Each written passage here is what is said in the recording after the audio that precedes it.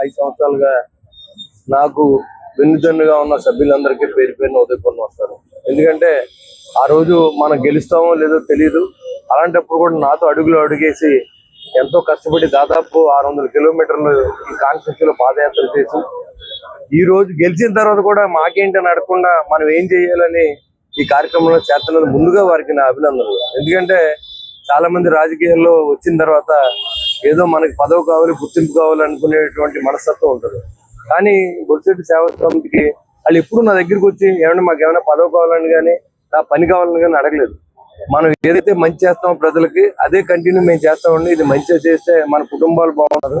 అదేవిధంగా మన బాబ్జీ గారు అందరూ చాలా మంది, మన సోమరాజు గారు, మన కాశీ గారు, ఇంకా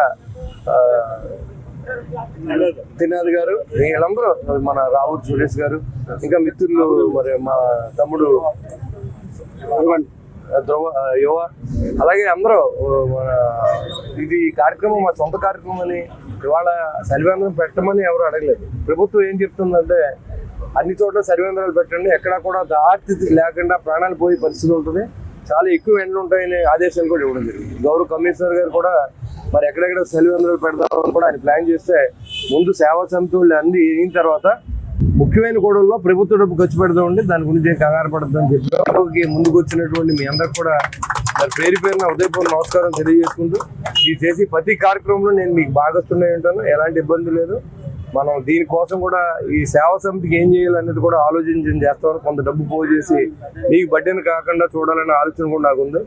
ఏదో ఒకదాని తర్వాత మనం ఒకటి డెవలప్మెంట్ చేసుకెళ్తామని కొంత నిర్లక్ష్యం జరిగింది కాబట్టి తప్పకుండా రాబోయే రోజుల్లో మీ బడ్డీలో నేను కూడా పాత్రదారుని అవుతానని చెప్పి, అదేవిధంగా పాలూరు వెంకటేశ్వరరావు గారు ఈరోజు ఈ చేసి మంచి కార్యక్రమంలో ఈ రోజు ఖర్చు అంతా నేను పెట్టుకుంటానని ఆయన ఇవ్వడం, అలాగే చాలా మంది ముందుకు వచ్చారు. అందరూ కూడా మీరందరికీ పేరు పేరున అభినందనలు. ఎందుకంటే మనం మీరందరూ ఏం ఆశించలేదు, దెబ్బలాడలేదు, నా పదవి కావాలని దెబ్బలాడలేదు, నాకు అదే ఉండని ఏం అడగలేదు, కోపమించలేదు. మీ ముందు నేను తలదించుకున్నాను, మీకు ఏం చేయలేకపోతున్నాను అనే ఫీలింగ్లో నేనున్నాను తప్ప మా సేవా సమితి సభ్యులు కానీ అలాగే నాకు కూడా తిరిగి నాకు వెన్నుదన్నుగా ఉన్నవాళ్ళు కానీ ఎవరో వచ్చి మాకు ఎందుకు ఇవ్వలేదండి, మన ప్రభుత్వం వచ్చింది మాకు ఎందుకు పని చేయలేదు, మాకు ఎందుకు డబ్బులు రావట్లేదని అడిగిన ఒక్కడ కూడా లేదు. ఆలోచన మనం సిగ్గుపడాలి తప్ప వాళ్ళ అయితే మాత్రం డ్యూటీ వాళ్ళు చేస్తారు. తప్పకుండా రాబోయే రోజుల్లో కూడా ఇంకా మంచి చేసే విధంగా కూటమి నాయకులందరూ కూడా ఈ కార్యక్రమానికి ఇచ్చేశారు.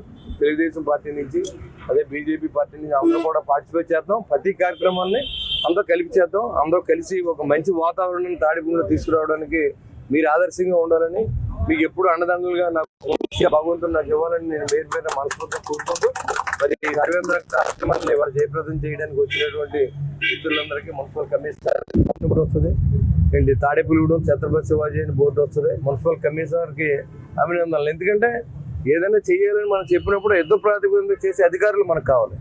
అది ఇది ఛత్రపతి శివాజీ మార్గ్ అనేది పెడితే ఇవాళ పిల్లల్లో దేశభక్తి అనేది తెలియట్లేదు, ఎవరు దేశం కోసం పోరాడు తెలియట్లేదు. అలాంటిది మన చిన్నప్పుడైతే పుస్తకాల్లో ఛత్రపతి శివాజీ, ఝాన్సీ లక్ష్మీబాయి, అల్లూరి సీతారామరాజు, కన్నిగంటి హనుమంతు, స్వతంత్ర సమరయోధుల గురించి మనం నేర్చుకున్నాం. కానీ ఈరోజు అదేం లేదు, డబ్బు ఎలా సంపాదించాలి, లేదా ఎన్ని మార్కులు వచ్చినాయి టాలెంట్ల మీద ఆధారపడి ఉంది. కాబట్టి ఇలాంటి సెంటర్స్ అందరినీ డెవలప్ చేయడానికి దీన్ని కృషి చేశారు. ఆయన కూడా నన్ను అభినందనలు. తొందరలో ఈ కేంద్ర మంత్రి గారు డేట్ తీసుకుని ఇవన్నీ ఓపెన్ చేద్దామని చెప్పి తెలియజేసుకుంటూ దీనికి సహకరించిన ప్రతి దాతకి నా పేరు పేరున ఉదయపూర్ణ నమస్కారం.